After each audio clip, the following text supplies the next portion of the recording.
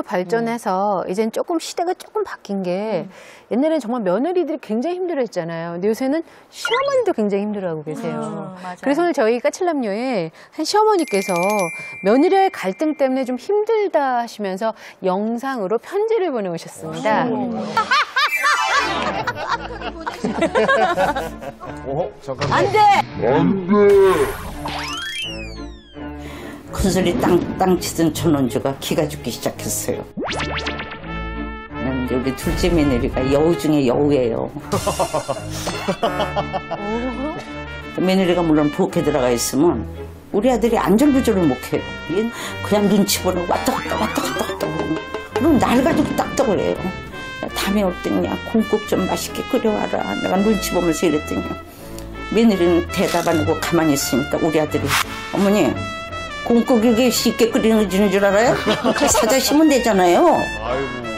사는 거는 아무래도 좀 친하지가 않을 것 같아서 어머님이 해자시든가 사셔 드세요. 우리도 바쁜 사람이에요. 이럴 때 어떻게 했어? 아, 키웠구나. 내가 키울 때는 정말 모든 정성을 들여서 저것들을 키웠는데 키워놓으니까 정말 내 게 아니고 며느리 거구나. 우리 아들이 잘생겼어요. 또 착해요. 학교도 명문대학 나왔어요. 하늘 빠질 데가 없어요. 근데 여자 앞에서는 완전 쥐근육으로 기어들어가는 표정을 지을 때 굉장히 속상해요. 며느리하고 서로 견제를 안 해야 되겠는데 은근히 여성 대 여성으로 견제가 되는 며느리들한테 내가 한마디 해주고 싶은데 저희들도 금방 시어머니 됩니다.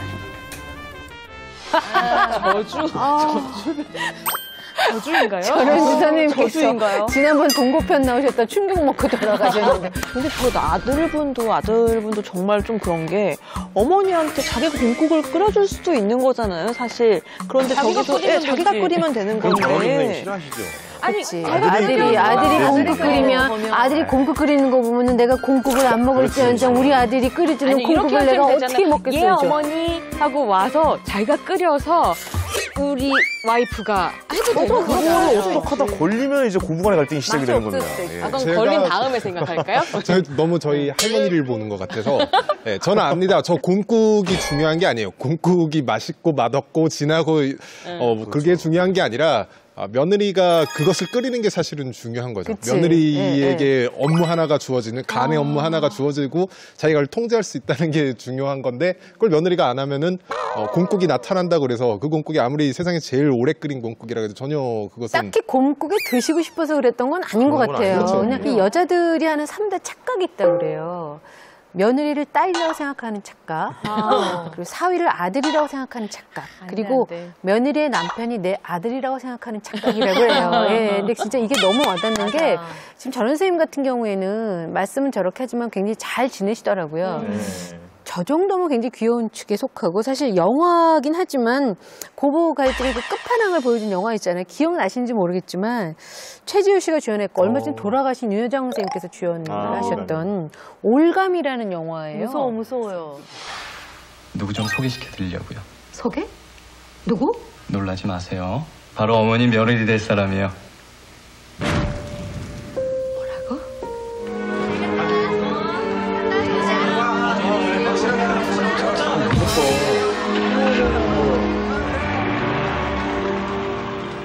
이 영화 되게 히트쳤었던 영화죠. 파는 얼마나 나올까요? 한 뿌리면 되겠지. 마늘은요, 어머니? 뭐 표정도. 차라리 나더러 하라고 그래. 전 그냥 자신이 없어서. 그럼 네가 자신 있는 게 뭔데? 죄송합니다. 이제 됐니? 어머나 어머나. 어디 보자. 어떤 색깔이 좋을까? 비켜. 안 돼요. 비켜. 안 돼, 어머니. 비켜.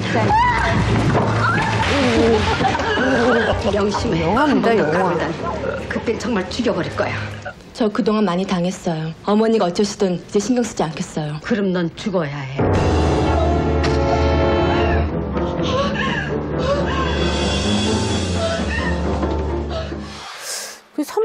비슷한 장면들이 꽤 많이 나와요. 여기서 제일 유명한 대사가 너는 내가 우리 아들한테 사준 장난감 중에 하나일 뿐이야 라는 대사가 있었어요. 가장 유명한 장면 중에 하나도 지금 안 나왔는데 엄마가 아들을 씻기는 장면도 나와요. 목욕 시켜주고. 큰 아들을요? 다 큰 아들, 며느리가 있는데 그 장면도 기억이 나네요. 되게 옛날 영화인데 기억들을 잘 하시네요. 네, 되게 재밌었게 봤던 기억이 전 되게 있어요. 무서웠었어요. 사실은 영화에서도 그렇고 사연에서도 그렇고 결국 고부 갈등의 원인이 아들, 그러니까 뭐 남편들 아닌가 싶기도 하거든요. 그러니까 그 아들을 누군가에게 뺏긴다고 생각을 했을 때 그 어떤 불안감이라든지 아니면 상실감 이런 것들을 도저히 이제 참지 못하고 그 대상을 이제 그 며느리로 삼아서 이렇게 공격성을 펼친 경우가 좀 있긴 하죠. 그게 사실 핵심이기도 하고 저는 조금 더 근본적으로 보면은 네. 시어머니의 세계는 그대로인데 며느리의 세계는 넓어졌어요. 며느리는 이제 사회적 자원을 갖게 됐고 시어머니 입장에서는 받아들일 수가 없는 거죠. 근데 이것도 궁금한 게 딸 같은 며느리, 뭐 엄마 같은 시어머니 이게 고개를 절레절레 흔드시네요. 불가능해요, 정말. 불가능하다고 생각하세요? 못 쓰는 거예요. 웃음이 나와요. 말을 하려니까 웃음이 나서 그런데 그렇게 되려면은 한 가지 방법이 있는 것 같아요. 서로 보는 시간을 훨씬 더 줄여야지 딸 같은 며느리가 될 수가 있고 뭐 아들 같은 뭐 사유가 될 수 있는 약간 이런 실제로 친엄마랑 친딸도 멀리 떨어져 살아야 사이가 좋아지거든요. 시어머니는 최대한 멀리서 사는 게 좋은 것 같아요. 저는요 약간 여수에서 시어머니가 있으면 좋아요. 여수요? 여수 전도? 왜냐면 제주도까지 아닌가요? 뭐 여수 뭐 어디든지 상관없지만 네, 제주도까지 멀리 있으면 한 번 서울에 올 때 오래 있어요. 그래서 약간 갈등이 친밀하시다. 예. 제주도가 여수보다는 서울 오기에 더 편해서요. 그래요? 네, 제주도에 계시는 것으로. 외국에 계시구나.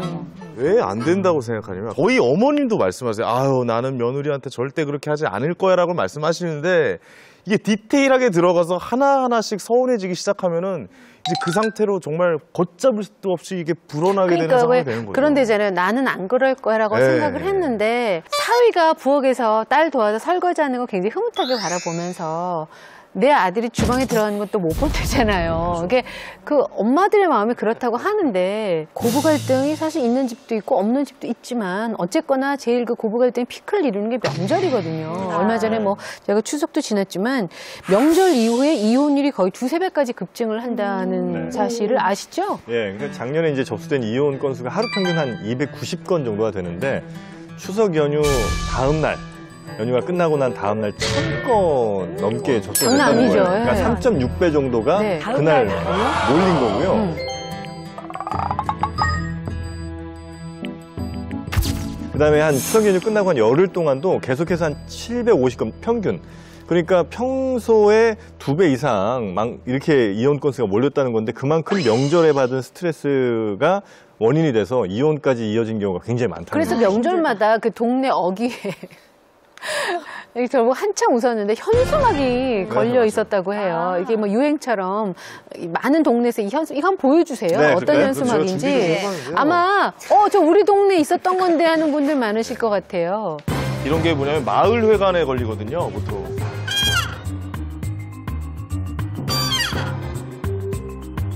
효과음 좀 넣어주세요. 에헤라, 디야.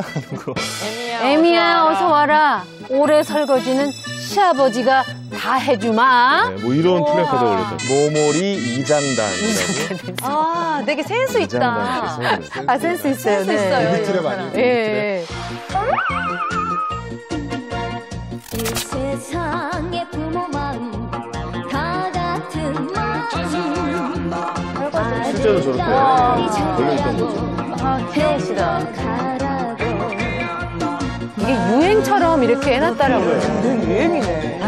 눈치 볼 거 없다. 푹 쉬다 가거라. 모른이라 비웃으며 욕하지 마라 나에게도 이게 막 전국 그 시골에 많이 붙어 있어서 완전 유행이네요, 내가 쭉 모아봤는데 뭔가 총선 전에 붙는 현수막 느낌 나잖아요. 한 번만 기회를 주시면 뭐 이런. 오는 마음이라도 좀 더 가볍게 와라. 나도 어쨌든 너희의 부담을 최대한 줄이는 방법으로 뭘 한번 노력은 해보겠다. 이런 의지의 표현이니까 뭐 이것까지 이렇게 불편하게 보실 필요는 없을 것 같아요. 저거를 막 기사화를 하면서 막 세계가 달라진 것처럼 여성운동 끝난 것처럼 얘기하는 언론이나 이런 태도들은 되게 싫었던 것 같거든요. 저는 그냥 함정 같습니다. 이게 한정하세요? 네, 저는 되게 익숙한 느낌이거든요. 이제 어머니한테 저한테 문자 같은 거 올 때도 뭐 잔소리 안 할 테니까 밥만 먹고 가라. 뭐 이런 문자처럼 저한테 느껴져요. 그렇게 일단 끌어들여서 네. 그 다음은 모르는 거고. 계속 잔소리를 이어지세요. 밥만 먹고 집에서 나와본 적이 한 번도 없어요. 아니, 우리 부모님 세대 이렇게 의심의 눈으로 쳐다보면 무슨 대화가 되겠어요. 부모님들이 무슨 자식 못 잡아먹어서 안 되는 귀신들도 아니고. 근데 진짜 명절 때 저도 뭐 고데기 일을 어머님 도와서 하긴 하지만 몸이 힘든 것보다도 그거를 이제 뭐 고맙다는 표현이라든가 어떤 그런 것들이 없는 게 더 서운하고 힘들어요. 사실은.